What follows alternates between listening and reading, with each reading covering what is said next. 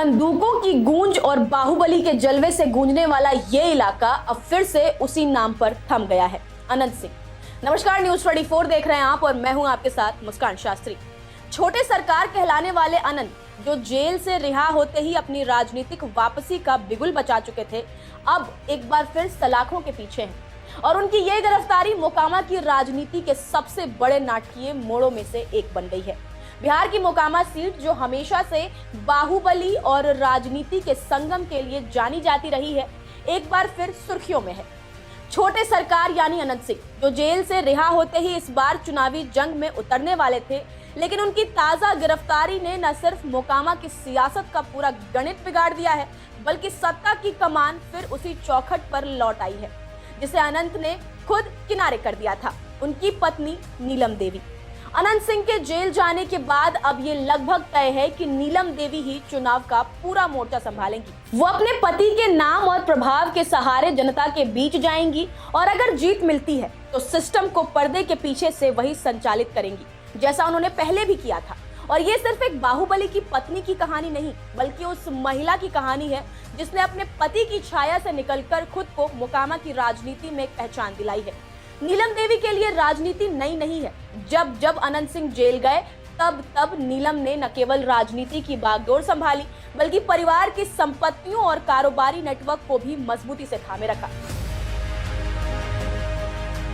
चुनावी प्रचार, जनसंपर्क और संगठन प्रबंधन, हर जिम्मेदारी उन्होंने पहले भी निभाई है। 2019 में नीलम देवी ने कांग्रेस के टिकट पर मुंगेर से लोकसभा चुनाव लड़ा। भले ही वो जेडीयू के ललन सिंह से हार गई, लेकिन 3,60,000 वोट पाकर उन्होंने अपने राजनीतिक वजूद का एहसास सबको करा दिया। उनका असली सियासी मोड़ 2022 में आया, जब अनंत सिंह को यूएपीए केस में 10 साल की सजा हुई और उनकी विधानसभा सदस्यता चली गई।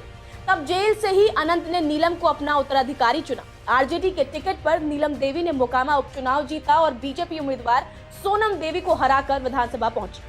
5 सालों तक विधायक रहते हुए भी असली सत्ता छोटे सरकार के हाथ में ही रही। लेकिन अगस्त 2025 में अनंत की रिहाई के बाद समीकरण पलट गए। उन्होंने साफ कहा, इस बार चुनाव मैं लड़ूंगा। नीलम अच्छा काम नहीं कर पाई, जनता से जुड़ाव नहीं रखा। ये बयान नीलम के लिए एक राजनीतिक झटका था, लेकिन किस्मत ने कुछ और ही लिख रखा था। ये तो आप सब जानते हैं कि बिहार की सियासत में अगर किसी नाम ने अपराध, शक्ति और जन समर्थक तीनों का अनोखा संगम दिखाया है तो वो है अनंत सिंह। मोकामा से लेकर पटना तक उनका नाम सिर्फ एक बाहुबली नहीं, बल्कि एक सिस्टम की तरह लिया जाता है, जो खुद कानून बनाता है, तोड़ता भी है और कई बार उसी कानून का शिकार भी होता है। अनंत सिंह का जन्म बिहार के पटना जिले के नदवा गांव में हुआ। वे एक सामान्य किसान परिवार से थे, लेकिन बचपन से ही उनका स्वभाव आक्रामक और दबंग किस्म का माना जाता था।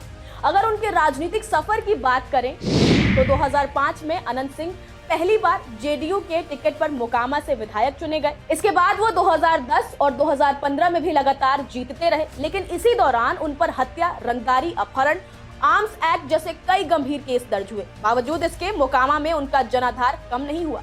2019 में पुलिस ने उनके घर से AK-47 और ग्रेनेड जैसे हथियारों की बरामदगी की।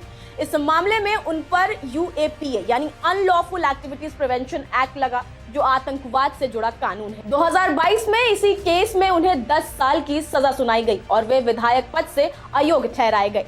अगस्त 2025 में अदालत ने उन्हें बरी कर दिया और अनंत सिंह फिर से आजाद हुए। तो हमने आपको बाहुबली अनंत सिंह के सफर के बारे में तो बताया, और अब बात करें इस समय के हालात की, तो दरअसल आपको बता दें कि 30 अक्टूबर को मोकामा टाल में राजद समर्थक दुलार चंद की हत्या कर दी गई थी।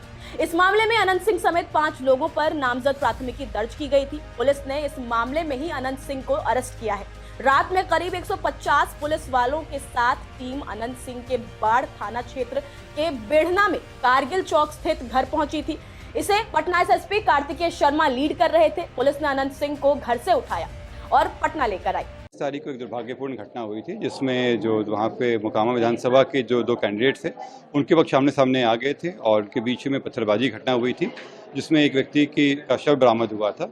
इसमें कई कांड दर्ज किए गए थे। जो ये हत्या का मामला आया था उसमें आज 3 गिरफ्तारियां की गई। इसमें अभी जो 3 गिरफ्तारियों में ये लोग आए हैं, इसके अलावा अन्य कई लोग हैं जिन पर रेड छापेमारी चल रही है। मैं आश्वस्त दिलाता हूँ वहाँ के पटना पूरे जिला के वोटर्स को कि बहुत ही शांतिपूर्ण ढंग से सारी व्यवस्था के साथ इलेक्शन कराया जाएगा। निर्भीक होकर उत्सव के माहौल में आके वो वोट करें। पटना पुलिस प्रशासन उनके साथ में है।